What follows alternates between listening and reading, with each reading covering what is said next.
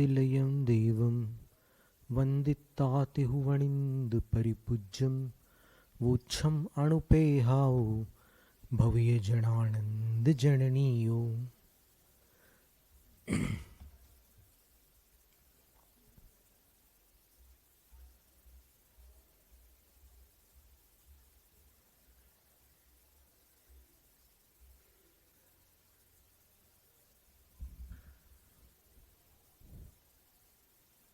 अथ तेजस्कायिकादिजीवानां संख्यां गाथा पंचकेनाह।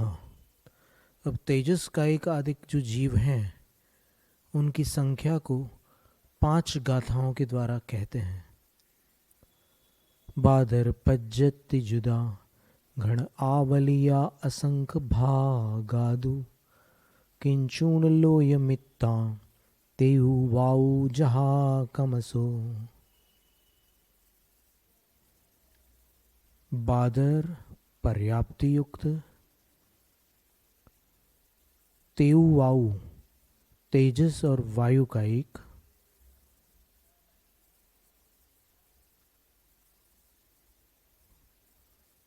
घनावली के असंख्यात विभाग प्रमाण है। घन आवली का अर्थ होता है आवली में आवली का गुना, घन आवली है, उसके असंख्यात विभाग प्रमाण है। आवली असंख्य समय, आवली अपने आप में असंख्यात समय वाली होती है, पर असंख्यात का वर्ग कर दिया और उस वर्ग नहीं घन किया। वर्ग में तो 2 बार होता है, उसी संख्या का 2 बार गुणा करो तो उसको वर्ग कहते हैं, पर यहां पर घन कर दिया तो उसका असंख्यातवा भाग जितना भी लब्ध आएगा उतने तेजस का एक जीव है। और किंचुण लोयमित्ता वायु, और कुछ कम लोकाकाश में, जो 343 राजु प्रमाण लोकाकाश में असंख्यात प्रदेश है, तो उससे कुछ कम, उतने असंख्यात से कुछ कम राशि वायु का एक जीवों की है। यानी वायु का एक जीव लोक प्रमाण भी नहीं है, लोक से भी कम है।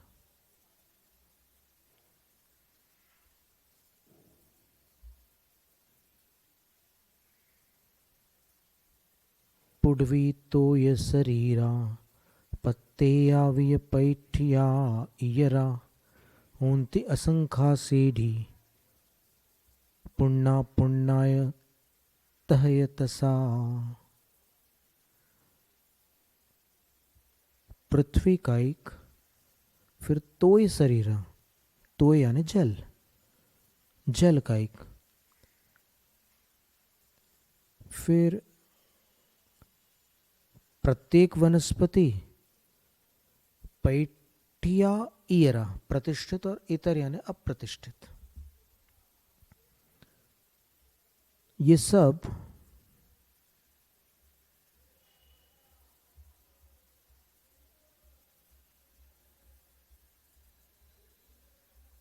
पुण्ना पुण्ना, पर्याप्तक और अपर्याप्तक, ऐसे 2 प्रकार के हैं।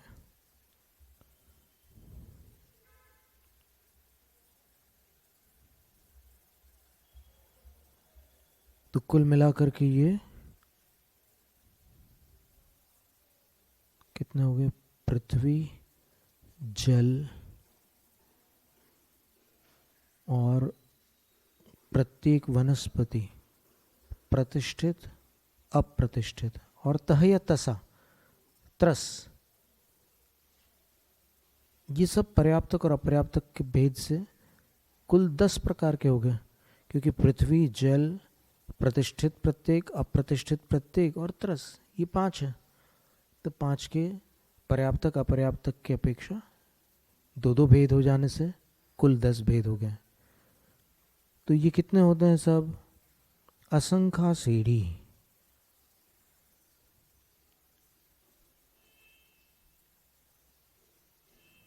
असंख्यात श्रेणी प्रमाण होते हैं।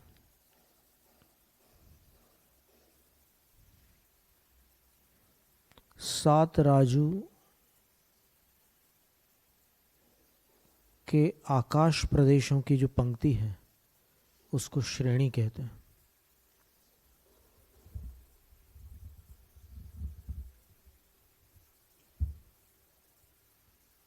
और असंख्यात श्रेणी प्रमाण ये सारे जीव हैं। पर यहाँ पर सूक्ष्म जीवों की बात नहीं है, ये सब बादर जीव हैं। क्योंकि सूक्ष्म में जाएंगे तो साधारण नाम कर्म वाले जो जीव आएंगे वनस्पति में, अभी तो प्रतिष्ठित और अप्रतिष्ठित प्रत्येक वनस्पति को गिन रहे हैं। अभी जो उसमें प्रतिष्ठित है उसकी गिनती नहीं कर रहे हैं, क्योंकि वो जो प्रतिष्ठित है वो तो बादर निगोद है ना, उसको नहीं बता रहे अभी।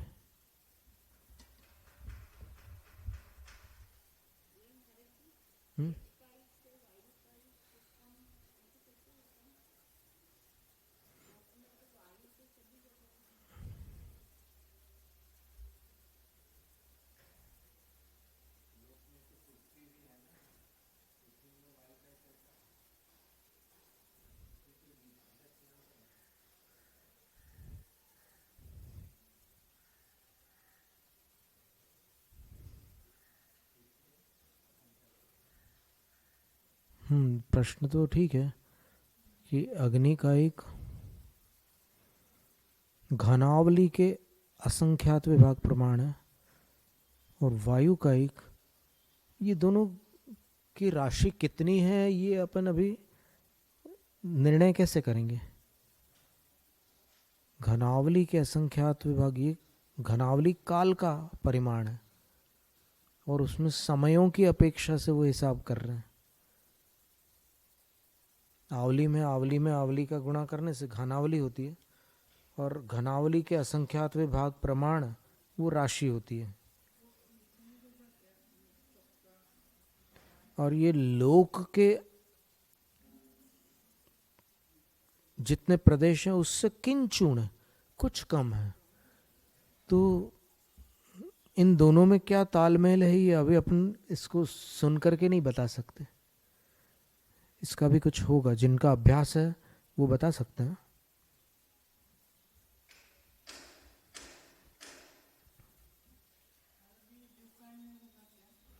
जीवकांड में गाथा दी ना, विंदावली लोगाणम संखम संखम च तेवाहूणम पज्जताण प्रमाणम तेहि विहीणा अपज्जता।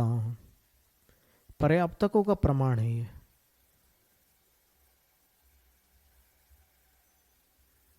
और पर्याप्तकों से जो पर्याप्तियों से जो विहीन है वे अपर्याप्तक है। वृंदावली उसका नाम है, घनावली का, गोमटसार में।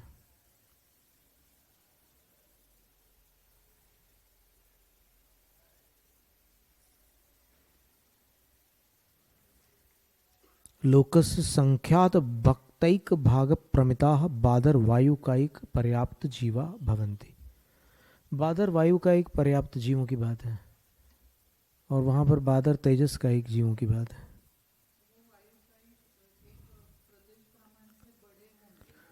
वायु का एक तो असंख्यात प्रदेश ही होते हैं ना। कोई भी जीव असंख्यात प्रदेश से कम अवगाहना वाले हो ही नहीं सकते।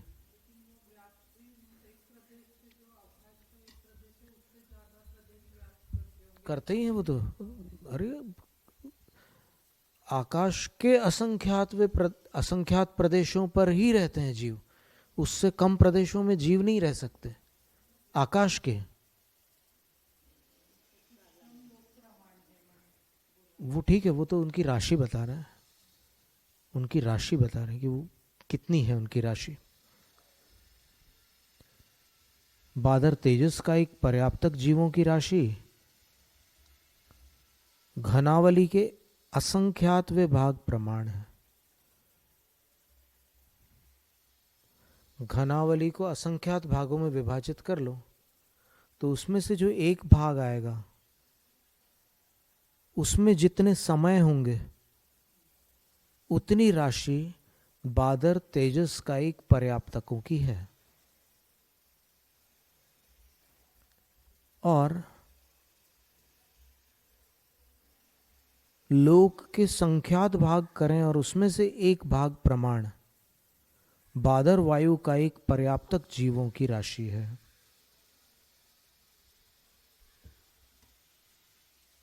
तो ठीक है, इसमें कोई अधिक जटिल नहीं लग रहा है ये विषय।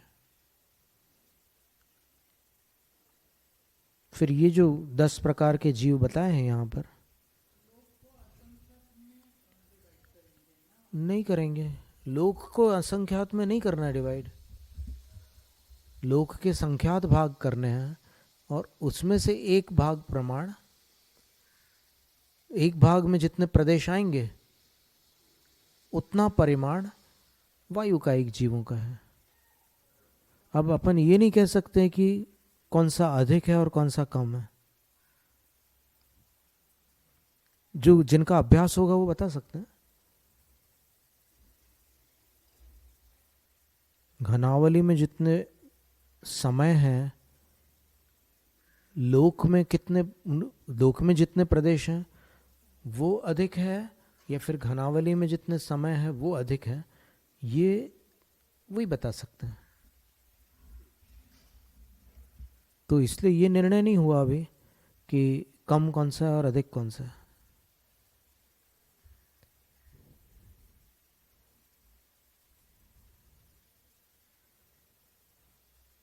बादर लद्धि अपुण्णा असंख लोया हवंति पत्तेया तह्य अपुण्णा सूमा पुण्णाविय संख गुण गुणिया संख गुण गणिया। बादर लब्धि अपर्याप्तक,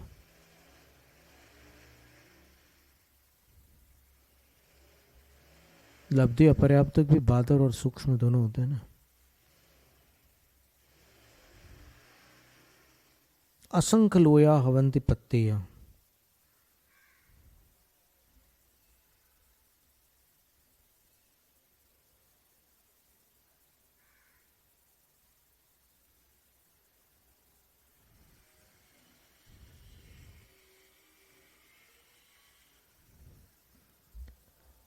पत्तेया यानी प्रत्येक वनस्पति के बादर लब्धि अपर्याप्तक जो जीव हैं वे असंख्यात लोक प्रमाण होते हैं।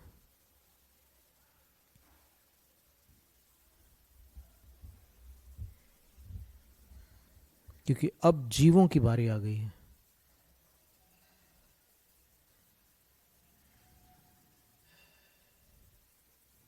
असंख्यात लोक प्रमाण होते हैं। फिर जो सूक्ष्म जीव हैं वो पुण्याय अपुण्याय पुण्णावीय, अपूर्णीय और अपर्याप्तक, और पूर्ण यानी पर्याप्तक, दोनों ही संख गुण गणिया। वो असंख्यात लोक प्रमाण थे, उसमें फिर संख्यात गुणा से गणित कर लेना, उतने हो जाएंगे।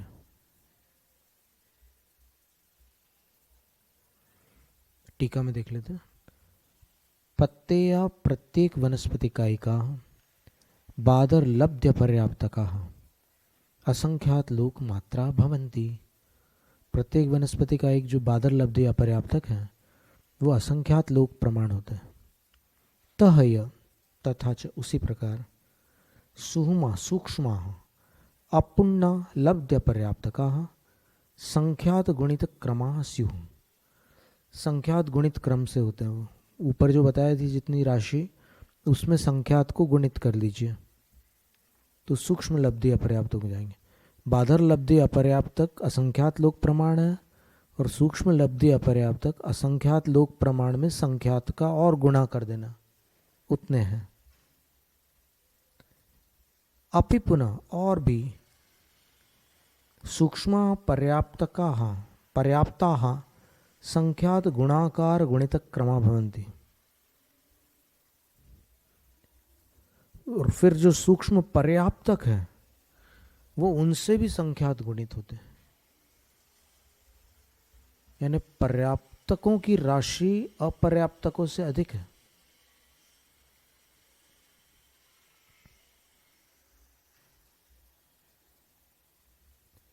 सिद्धा संति अनंता सिद्धा हिंतो अनंत गुण गुणिया होंतिण गोदा जीवा भागमणंतम अभवाय। सिद्धा अनंता संति, सिद्ध अनंत होते हैं, और सिद्धा हिंतो अनंत गुण गुणिया निगोदा जीवा होंती, सिद्धों से अनंत गुण गुणित निगोदिया जीव होते हैं।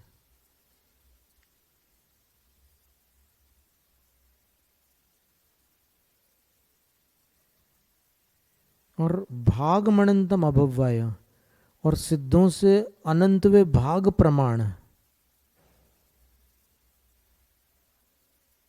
अभव्य जीव होते हैं। अभव्य जीव बहुत अल्प होते हैं, होते अनंत हैं, लेकिन यहाँ नीचे जो लिखा है ना, च पुनः अभव्या जीवा सिद्धानंतैक भाग मात्रा, सिद्धों को अनंत से भाजित करें तो उसमें से एक भाग प्रमाण अभव्य राशि है। जगन्य युक्तानंत मात्रा भवंती, युक्तानंत में से जगन्य युक्तानंत अभव्यों की मात्रा होती है, राशि होती है। सिद्धाः सिद्ध परमेष्ठिनः कर्म कलंक विमुक्त जीवा अनंता द्विकवारानंत संख्योपेता। सिद्ध जो होते हैं वो डबल अनंत होते हैं, द्विकवार अनंत संख्योपेता, 2 बार अनंत की संख्या है, उसमें गुणित नहीं कहा है, 2 बार कहा है,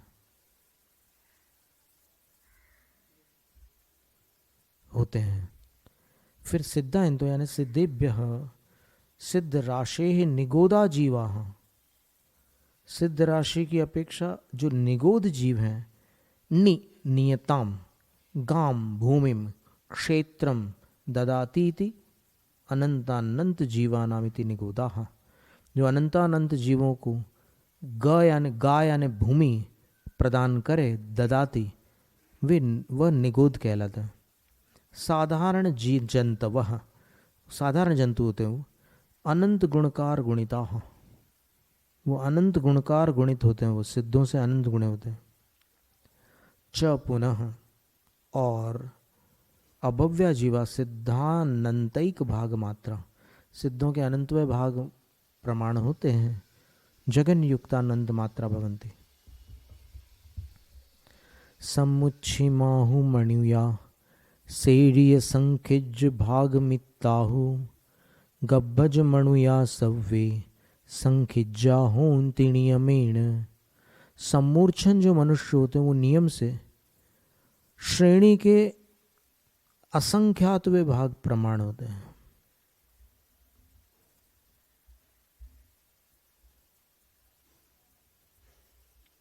सात राजू प्रमाण आकाश प्रदेशों की जो पंक्ति है वो श्रेणी है, उसको असंख्यात से भाजित करें तो उतने भाग में असंख्यात योजन होते हैं उसमें, तो असंख्यात योजनों में जितने आकाश प्रदेश हैं उतनी राशि सम्मूर्छन मनुष्यों की है।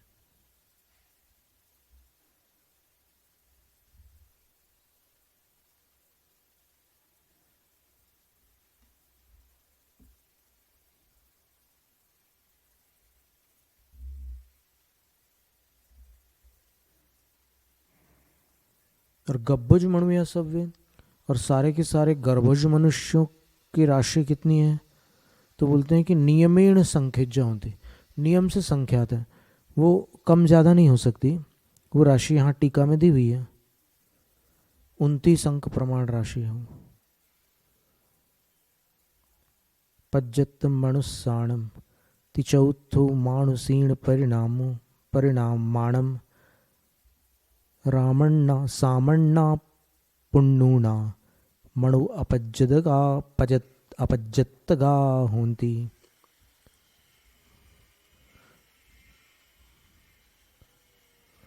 देखिए वो 29 अंक प्रमाण राशि है पूरे मनुष्यों की, सारे लोक में। 7 9 2 2 8 1 6 2 5 1 4 2 6 4 3 3 7 5 9 3 5 4 3 9 5 0 3 3 6। इतनी विशाल राशि किसी कैलकुलेटर में नहीं आने वाली। और इसमें एक और बात बताई कि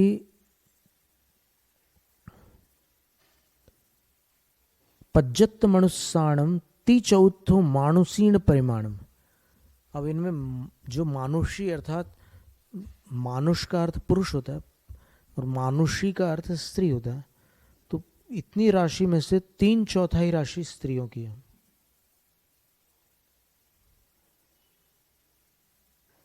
भारत की बात नहीं है, पूरे मनुष्य लोक की बात है।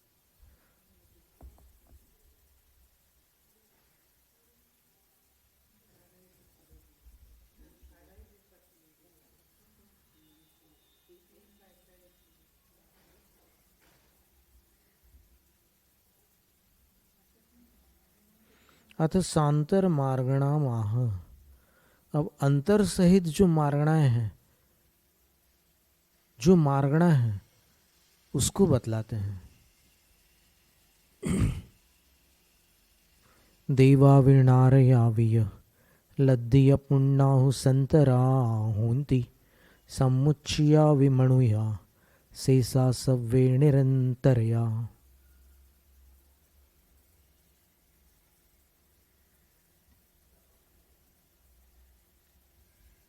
देव, नारक, लब्धि अपर्याप्तक मनुष्य, जो सम्मूर्छन मनुष्य है, ये सांतर होता है, मतलब इनमें अंतराल पड़ जाता है। कभी इनकी उत्पत्ति में कभी कभी गैप आ जाता है। शेषा सव्य निरंतर है, और बाकी सारे जीव जो हैं निरंतर है, हमेशा उत्पन्न होते रहते हैं। टीका में देखेंगे इसको। देवाविया देवा अपि पुनः नारका अपि च। अपि शब्दात् देवानां नारकाणां च उत्पत्ति मरणांतरं लभ्यते। उत्पत्ति और मृत्यु के बीच का जो अंतराल है वो प्राप्त होता है। चतुर्निकाय देवानां सप्तम नर के नारकाणां च गुम्मटसार आदौ अंतर प्रतिपादनात्। क्योंकि 4 निकाय वाले देवों का और सप्तम नरक के नारकों का गुम्मटसार आदि में अंतर का प्रतिपादन उपलब्ध है। हुस्फुटम स्पष्ट रूप से लब्ध्य पर्याप्तका सम्मूर्छन मनुष्या पल्या संख्य भाग मात्रांतर उत्कृष्टेन। लब्धि अपर्याप्त जो सम्मूर्छन मनुष्य हैं वो एक पल्य के असंख्यात भाग कर दीजिए, और उसमें से एक भाग प्रमाण जितना काल है, वो असंख्यात वर्षों का काल होता है, उतने काल तक लब्धि अपर्याप्तक मनुष्यों की उत्पत्ति ही नहीं हो, ऐसा अंतराल पड़ सकता है। लब्धि अपर्याप्तक हो ही नहीं रहा एक भी।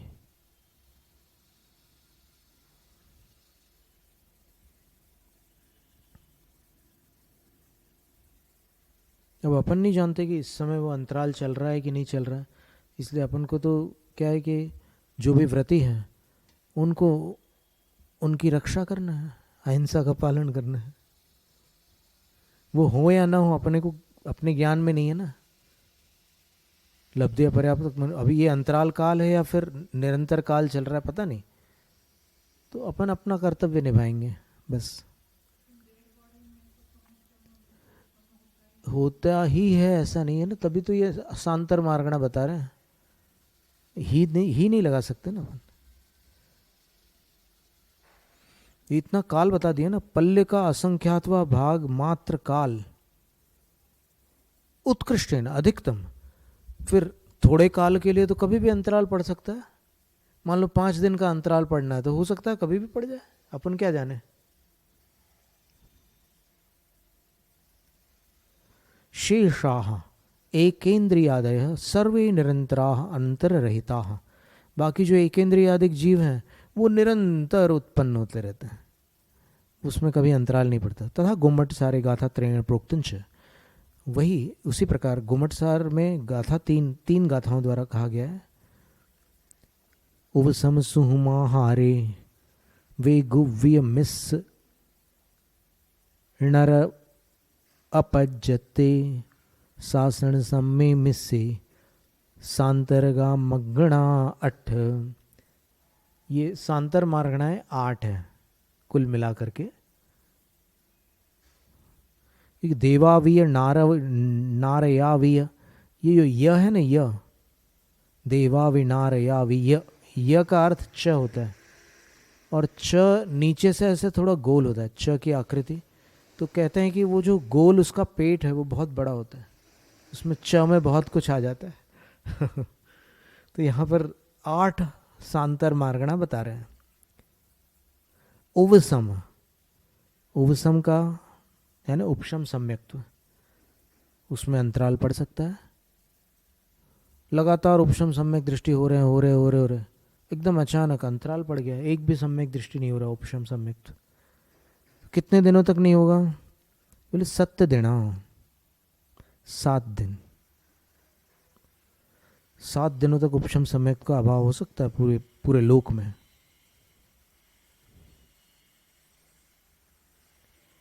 फिर सुहुमा, फिर सूक्ष्म,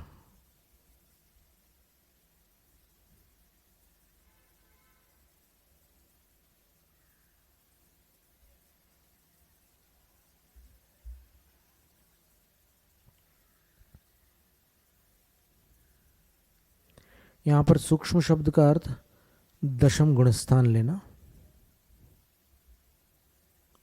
आगे आ जाएगा, वो स्पष्ट हो जाएगा।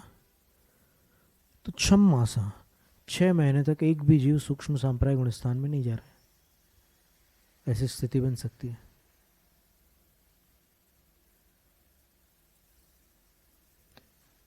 फिर आहारे वासपुदत्तम, ऊपर आहार है ना और नीचे गाथा में वासपुदत्तम लिखा है। तो आहारक रिद्धि जो है उसका अंतराल कितना हो सकता है? वासपुदत्तम, वर्ष पृथक्त्व। वर्ष पृथक्त्व एक काल का परिमाण है, एक नाम है उस काल का, जिसमें 3 वर्ष से अधिक समय हो, 9 वर्ष से कम समय हो। तो उतने काल का अंतराल पड़ सकता है, आहारक रिद्धि कोई नहीं प्राप्त हो रहा है। यानी पूरे मनुष्य लोक में आहारक रिद्धि से रहित काल हो जाएगा वो वर्ष पृथक्त्व का काल। वेगुव्य मिस, वैक्रीक मिश्र, इसका अंतराल कितना है? 12 मुहूर्त, 12 मुहूर्त है। वैक्रिक मिश्र कब होता है? जब कोई जीव देव पर्याय को धारण करता है, देव पर्याय में उत्पन्न होता है, तब वो वैक्रिक मिश्र काल कहलाता है। जब तक वो शरीर पर्याप्ति को धारण न कर ले तब तक वो वैक्रिक मिश्र गिना जाता है। तो उसमें 12 मुहूर्त के बाद कोई ना कोई जीव मरकर देव पर्याय में जाता है। 12 मुहूर्त का काल अंतराल है देवगति का। अब 12 मुहूर्त कितना होता है? एक दिन 30 मुहूर्त का होता है। एक दिन में 30 मुहूर्त होता है। तो 12 मुहूर्त में कोई ना कोई जीव देव पर्याय में जाएगा ही जाएगा। लेकिन वैक्रिक मिश्र जो है वो नीचे भी तो हो सकता है ना। नारक पर्याय में भी तो वैक्रिक मिश्र बनेगा ना। तो ये वैक्रिक मिश्र का सामान्य कथन है, केवल देवगति की बात नहीं है। ये वैक्रिक मिश्र जो है ये चाहे देव हो या नारक हो, सबके लिए कह रहे हैं कि उसमें इतना अंतराल हो जाता है। नर अपज्जते, अपर्याप्त मनुष्य, इनका काल कितना है? पल्ला संघम, लब्ध्या पर्याप्तक मनुष्यों का अंतराल जो है पल्ले का असंख्यात भाग, अभी ऊपर पढ़ा ही था अपन ने।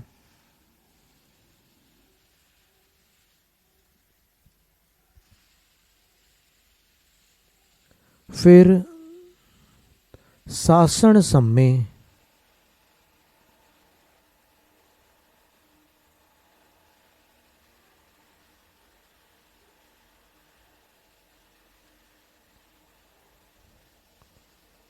सासण सम्मे का अर्थ है दूसरा गुणस्थान।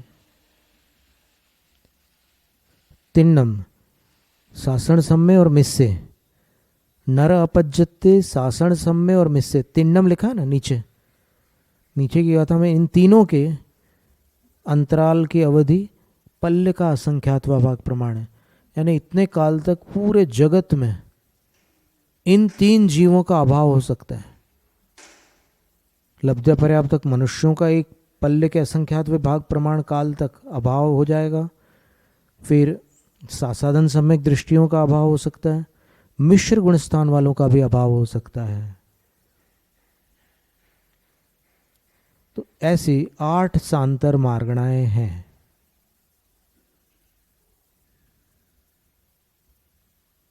लोके नाना जीवापेक्षया विवक्षित गुणस्थानम मार्गणास्थानम वा त्यक्त्वा गुणांतरे मार्गणास्थानांतरे वा गत्वा पुनर्यावत् तद विवक्षित गुणस्थानम मार्गणास्थानम वा नायाति तावान काल अंतरम नाम। अंतर की परिभाषा बता रहे, अंतर किससे कहते हैं? तो लोक में नाना जीवों की अपेक्षा विवक्षित एक किसी गुणस्थान को या मार्गणा स्थान को छोड़कर किसी अन्य गुणस्थान और अन्य मार्गणा स्थान में जाकर वापस जब तक उस पुराने गुणस्थान या मार्गणा स्थान को लौट कर नहीं प्राप्त कर लेते तब तक का जो काल है उसको अंतर कहते हैं।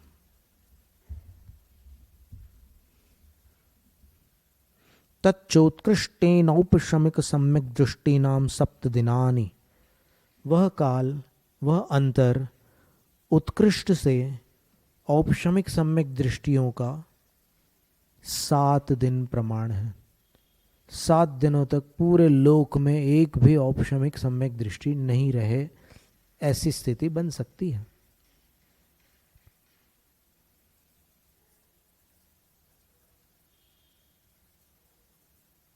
तदनंतरम कश्चित स्यादेव इत्यर्थ, उसके पश्चात कोई हो ही जाता है, उपशम सम्यक को प्राप्त कर ही लेता है कोई ना कोई जीव, ऐसा बता रहे हैं। फिर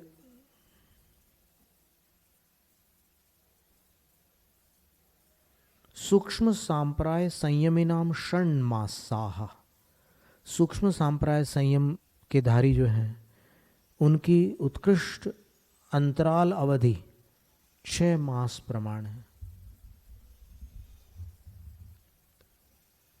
फिर आहारक तन मिश्र काय योगिनाम वर्ष पृथक्त्वम, आहारक और आहारक मिश्र योग वाले जो जीव हैं, मुनिराज ही तो होते ही हैं।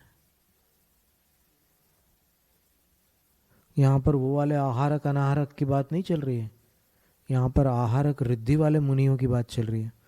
उनका अंतराल वर्ष पृथक्त्व होता है, 3 से 9 वर्ष के बीच। तृतीयादुपरि नवकादधः पृथक्त्वमित्यागम संज्ञा, 3 से ऊपर और 9 से नीचे पृथक्त्व ऐसे आगम की संज्ञा है। वैक्रिक मिश्र काय योगी नाम 12 मुहूर्तः, वैक्रिक मिश्र काय योगियों का अंतराल 12 मुहूर्त है। वो चाहे देव हो या नारक हो, कोई ना कोई चला जाएगा। 12 मुहूर्त में एक न एक जीव नीचे या ऊपर जाएगा। कहाँ से जाएगा? मध्यलोक से, क्योंकि देव पर्याय अन्यत्र प्राप्त नहीं होती ना, मध्यलोक में जन्म लेने वाले ही प्राप्त करते। कर्म भूमिज और भोग भूमिज दोनों देव पर्याय को प्राप्त कर सकते हैं। लब्ध्य पर्याप्तक मनुष्याणाम सासाधन सम्यक दृष्टिनाम सम्यक मिथ्या दृष्टिनाम च प्रत्येकम, ये 3 में से एक एक का अंतराल पल्ल्या संख्यातैक भाग मात्रम, पल्ले के असंख्यात में से असंख्यात भाग कर दीजिए, उसमें से एक भाग में जितना काल होता है उतने काल तक का अंतराल पड़ सकता है।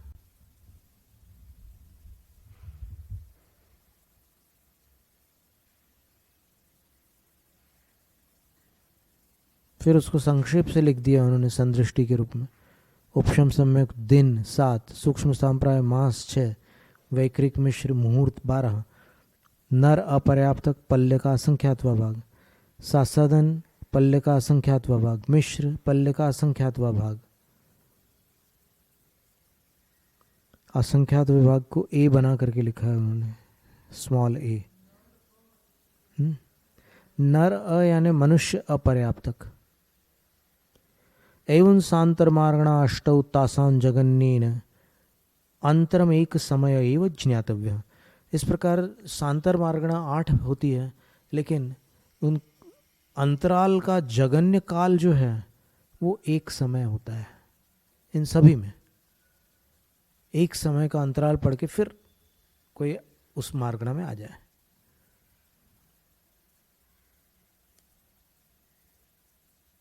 पड़मुम सम सहिदाये विरदा विरधीये 14 दिवसा विरधीये पन्नरसा विरहित कालोद्बोधवो। विरह कालः उत्कृष्टेनान्तरं प्रथमोपशम सम्यक्तु सहितायाः विरता विरतेः अणुव्रतस्य 14 दिनानि।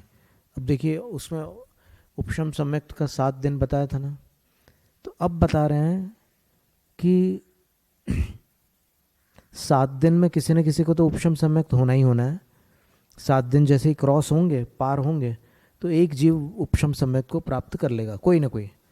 लेकिन यहाँ कह रहे हैं कि पड़मुवसम सहिदाय विरदा विरदी, 5वें गुणस्थान वाले जो प्रथम उपशम सम्यक्त भी हैं उनका अंतराल कितना है? 14 दिवसा, 14 दिन है। विरदी ये पन्न रसा, और विरत जो है मुनि महाराज हैं प्रथम उपशम सम्यक्त वाले, उनमें 15 दिन का अंतराल पड़ सकता है।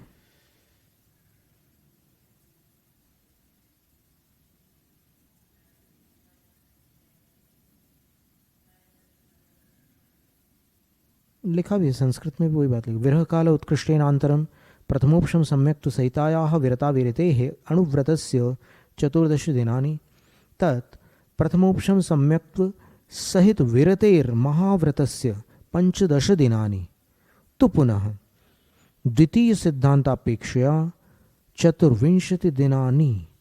एक दूसरा सिद्धांत भी है कि मुनि महाराज जो है प्रथमोपशम सम्यक्त्व वाले कितने दिनों बाद कितना अंतराल पड़ सकता, मैंने कितने दिनों बाद पुनः कोई एक मुनि प्रथमोपशम सम्यक्त वाले हो सकते हैं? तो बोले 24 दिन। ऐसा भी एक मत है, 2 मत दे दिए उन्होंने। एक 15 दिन का एक मत है, दूसरा 24 दिन का है। 1 और 5 6, 2 और 4 6। इदम उपलक्षणम, यह उपलक्षण है। इत्येक जीवापेक्षया प्युक्त मार्गणानामंतरम प्रवचनानुसारेण बोद्धव्यम। इस प्रकार एक जीव की अपेक्षा से भी कही गई मार्गणाओं का अंतर प्रवचन के अनुसार अर्थात जैन सिद्धांत के अनुसार बोद्धव्यम, जान लेना। अंतरम गतम, इस प्रकार अंतर का वर्णन पूर्ण हुआ। तो 152 गाथा हुई है। अब इसके बाद अपन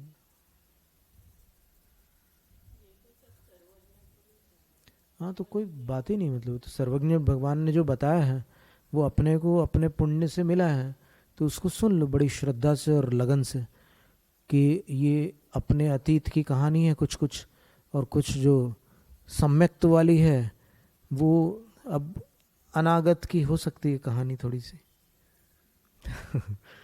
अगर अपन भव्य हैं तो फिर वो भविष्य की कहानी हो जाएगी, और बाकी जो है वो पुरानी भूतकाल की कहानी है। भव्य ही है।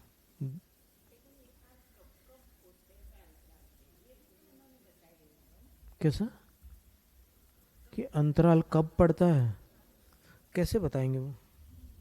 क्योंकि अंतराल कभी पड़ सकता है। अभी उत्कृष्ट अंतराल की बात की, फिर जघन्य अंतराल एक समय बताया, मध्यम अंतराल के तो कितने सारे भेद हो जाएंगे, असंख्यात भेद हो सकते हैं।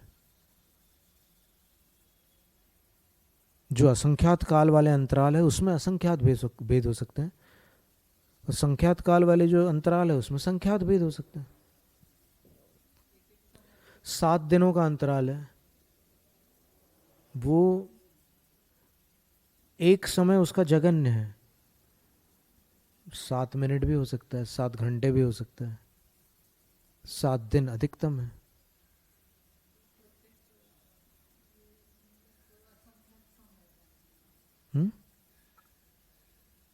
असंख्यात समय किसमें, आवली में? हाँ वैसे आवली में तो असंख्यात समय, उस अपेक्षा से, समय की अपेक्षा से अगर निकालो तो फिर भेद बन जाएंगे, उसमें कोई बात नहीं।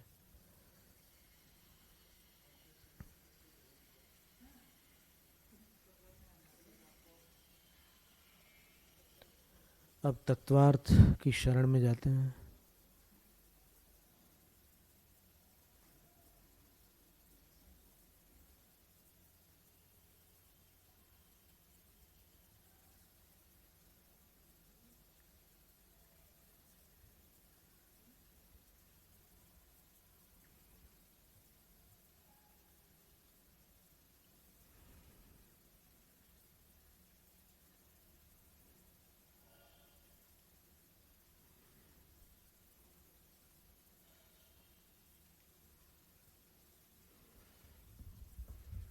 मोक्षमार्गस्य नेतारं भेत्तारं कर्मभूभृतां ज्ञातारं विश्वतत्त्वानां वन्दे तद्गुणलब्धये।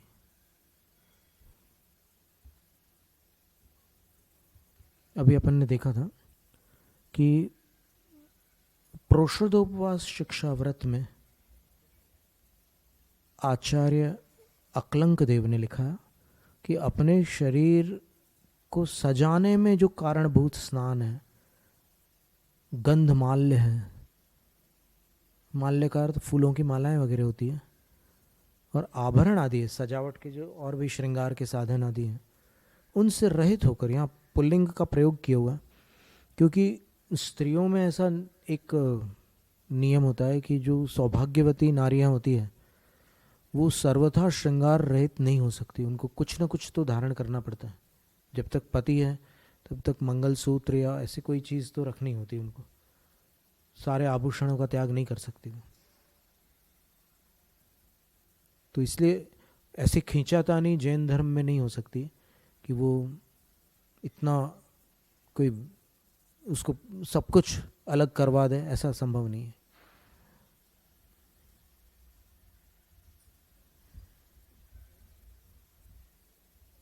आपका क्या विचार है, ऐसा लगता है इसमें प्रोषदोपवास के दिन आभूषण पहनने का त्याग करने की बात आई है, तो क्या कोई विवाहिता स्त्री अपने मंगलसूत्र आदि जो विशिष्ट आभूषण है, जो सौभाग्य के चिन्ह है उनके, उनको अलग कर सकती है? कैसे कर सकती है? पुल्लिंग का प्रयोग किया तो पुरुष कर सकते हैं, और स्त्री जो है वो सारे नियम यथावत है बिल्कुल, पर जो पर्याय के योग्य नियम है उसका उल्लंघन नहीं हो सकता। और इसमें भी पर्याय के योग्य और अयोग्य नियम का निर्णय आगम बाधित न हो उस प्रकार से करना होगा, नहीं तो फिर आप कहीं से कहीं लगा लो पर्याय के योग्य और अयोग्य का निर्णय, वैसा निर्णय नहीं हो सकता जितना कहा है उतना। चलो अपन एक जगह ऐसे ही लगा के देखते हैं कि अगर मान लो अपन ये माने कि पूजा की कुछ विधियां नारियों की पर्याय के योग्य नहीं है, ऐसा अपन कल्पना कर लें, तो उसका आधार चाहिए, क्यों नहीं है? जिन विधियों का कहीं कहीं निषेध करते हैं लोग, तो उसका आधार चाहिए ना, कि किस आधार पर आप निषेध करते हैं। शील के आधार पर, शुद्धि के आधार पर, किसके आधार पर? अगर शील की बात करते हो तो शील में दोष आगम के अनुसार तब लगता है जब उस श्रेणी के राग का आवेश हो, अपन पढ़ चुके हैं, और वो आवेश कभी आराध्य के सामने आता नहीं है। तो परमेष्ठी की आराधना के समय वो आवेश किसी भक्त स्त्री में आ ही नहीं सकता। वो चक्रवर्ती, तीर्थंकर, बलभद्र जैसे सुंदर से सुंदरतम मुनि भी क्यों न हो, किसी भी भक्त स्त्री को उनके प्रति रागावेश नहीं आ सकता। सामान्य स्त्री की बात छोड़ दो आप, जैसे इतने सुंदर मुनियों को देख करके कोई जिनके अंदर भक्ति नहीं है उनको उस प्रकार का अनुराग उत्पन्न हो सकता है, लेकिन जिनके अंदर उनके प्रति गुरु का भाव है उनके अंदर उस श्रेणी का राग उत्पन्न नहीं हो सकता। दूसरी बात अशुद्धि की होती है। तो शुद्धि की बात अगर अपन करें तो जो नारी भोजन बनाकर साधु को भोजन करा सकती है, वो भोजन जो साधु के शरीर के अंदर तक चला जाता है,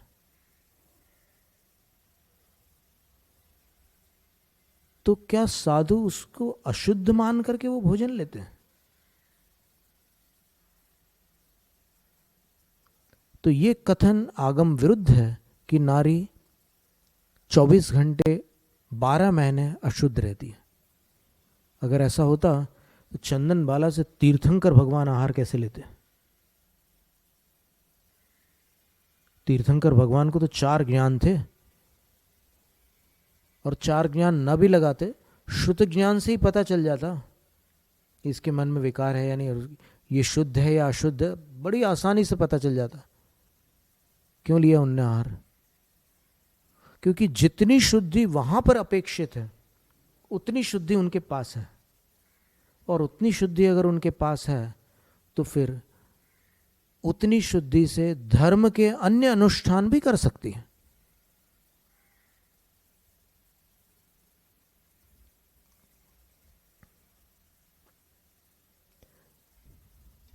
और दूसरी बात, ये तो अपन ने युक्ति से और फिर आगम से बात की।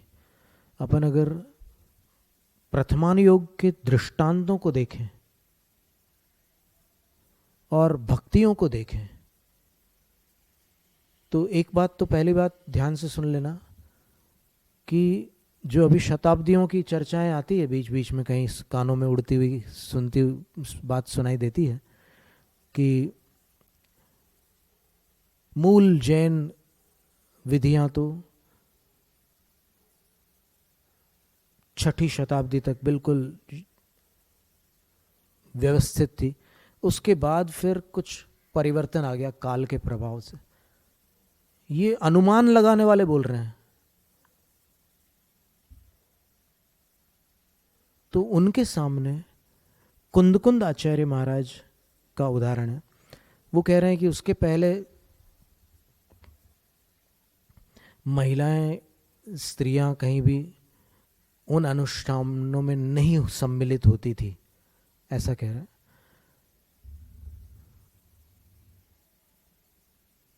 तो जो ऐसा कह रहे हैं उनके लिए एक छोटी सी चुनौती है। वो 6ठी शताब्दी तक के ग्रंथों में वो ये दिखला दे कि पुरुष उन अनुष्ठानों में सम्मिलित होते थे, ये दिखा दे।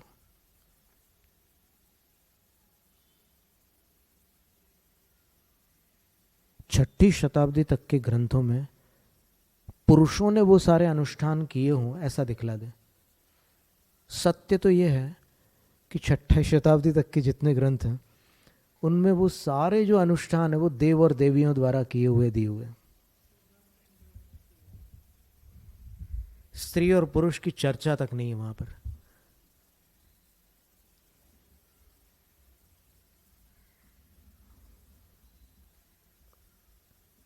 अब अगर कहो कि नहीं वहां पर भी देव लोगों ने किया था, देवियों ने नहीं किया था, तो फिर अगर आपकी आंखें काम कर रही है तो तिलोय पंडिती को एक बार देख लीजिए।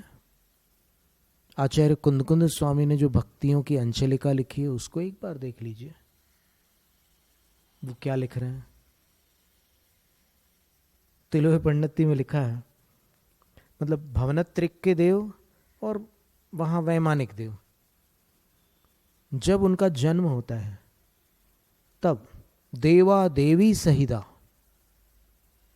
मूल गाथा में लिखा हुआ है।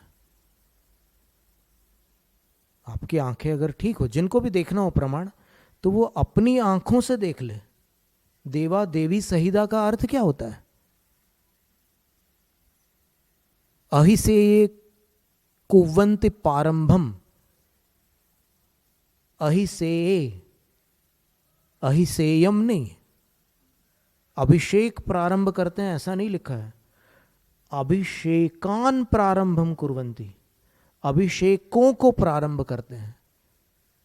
तो इससे क्या प्रमाणित हुआ कि अभिषेक भी एक प्रकार का नहीं होता, अनेक प्रकार के अभिषेक होते हैं तिलोय पंडिती में। और प्रारंभम कुवंती, प्रारंभ करते हैं, कौन करते हैं? देवा देवी सहिता। कर्ता विभक्ति देख लो आप, बहुवचन में, कुवंती भी बहुवचन में, कुर्वंती। तो किसी भी बात का आग्रह करना ज्ञानी को शोभा नहीं देता। अथवा अगर किसी को यह लग रहा है कि हम आग्रह कर रहे हैं, तो फिर आप हमें दिखला दो जो आगम है। हम तो आपको आगम दिखा रहे हैं ना। आपको गाथा नंबर और वो सब भी चाहिए हो तो वो दिखा देते हैं। तिलोय पंडिती के 8वें महाधिकार में देख लीजिए।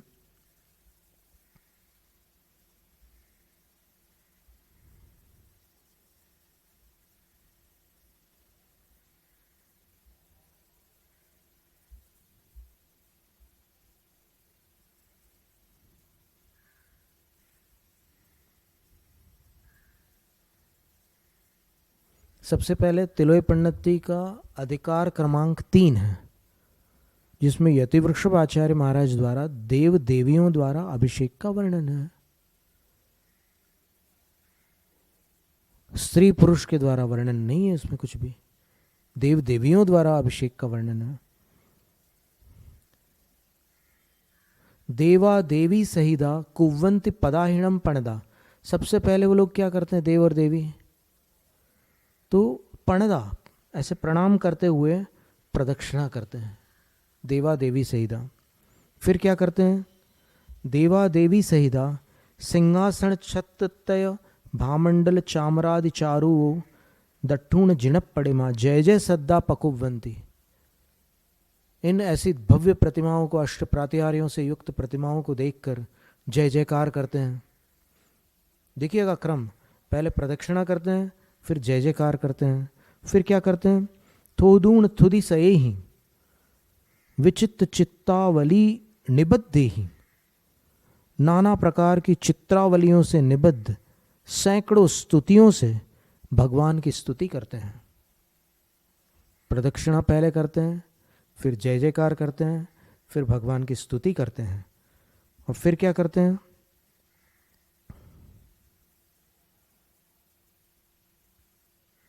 तत्तो जिनाभिषेक भक्ति कुणंति उद्योगम। फिर जिनाभिषेक करने का उद्योग करते हैं, उद्यम करते हैं। कौन? देवा देवी सहिता। अब इसमें क्या कोई समस्या आ गई क्या? एकदम सीधा सीधा अर्थ है। और फिर कैसे करते हैं अभिषेक?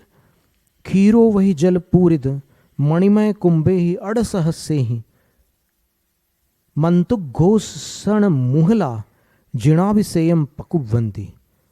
क्षीरोदधि के, क्षीर समुद्र के जल से पूरित मणिमय घड़ों द्वारा जो अड़सहस्य ही 1008 संख्या में होते हैं, मंतुक घोषण मुहला, मंत्रोद्घोष से मुखर होते हुए जिणाभिषेयम पकुवंती, जिनेन्द्र भगवान का अभिषेक भली भांति करते हैं, तिलोय पंडित्य में लिखा हुआ है। फिर क्या करते हैं, पढ़ पढ़ शंख मद्दल जय घंटा काहलादि वज्जे ही वा इज्जनते ही सुरा जिनिंद पूजा पकुवंती। पटुपटह शंख मर्दल जय घंटा और काहल बाजों के साथ गीत संयुक्त देव जिनेन्द्र देव की भली प्रकार पूजा करते हैं। यहां पर सुरा लिखा हुआ है, लेकिन वो पिछली जो गाथाएं थी वहां पर देवा देवी सहिदा लिखा था।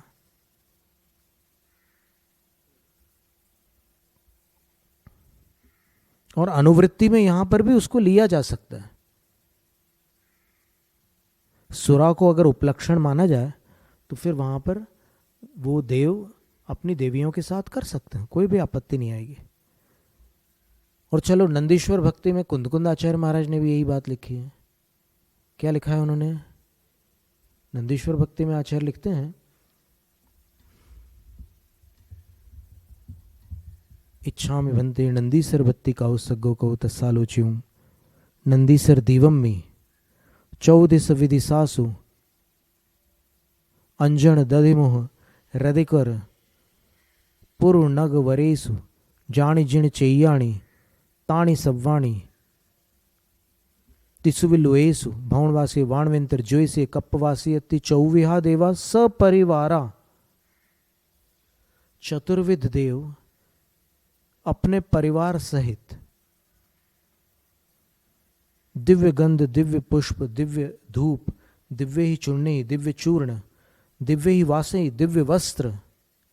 अब ये दिव्य वस्त्र से कैसे पूजा करते हैं भगवान की? नंदीश्वर द्वीप में जाकर के दिव्य वस्त्र से उन अकृत्रिम चैत्यों की कैसे पूजा करते हैं?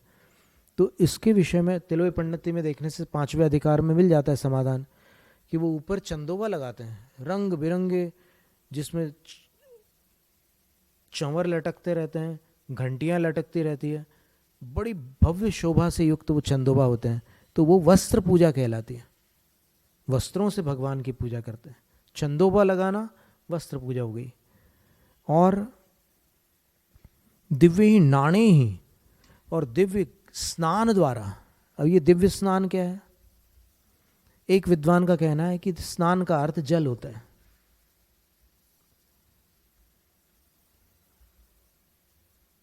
और स्नान को दूसरे शब्दों में अपन स्नपन भी कहते हैं, नवन भी कहते हैं।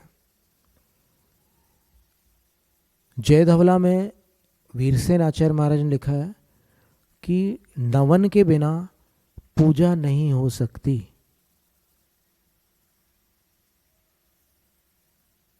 तो यहां पर अगर नाण शब्द का अर्थ नवन लिया जाए तो आगम से कोई बाधा आएगी क्या? कैसे आएगी? और दिव्य नाणे ही, दिव्य, दिव्य का अर्थ होता है मनोहर। दिव्य का अर्थ देवोपनीत होता है ऐसा नियम नहीं है। दिव्य का अर्थ देवोपनीत हो सकता है, लेकिन दिव्य का अर्थ यहां पर मनोहर है, क्योंकि देवलोग कर रहे हैं ये कार्य। तो देवलोग देवोपनीत कार्य कर रहे हैं ऐसा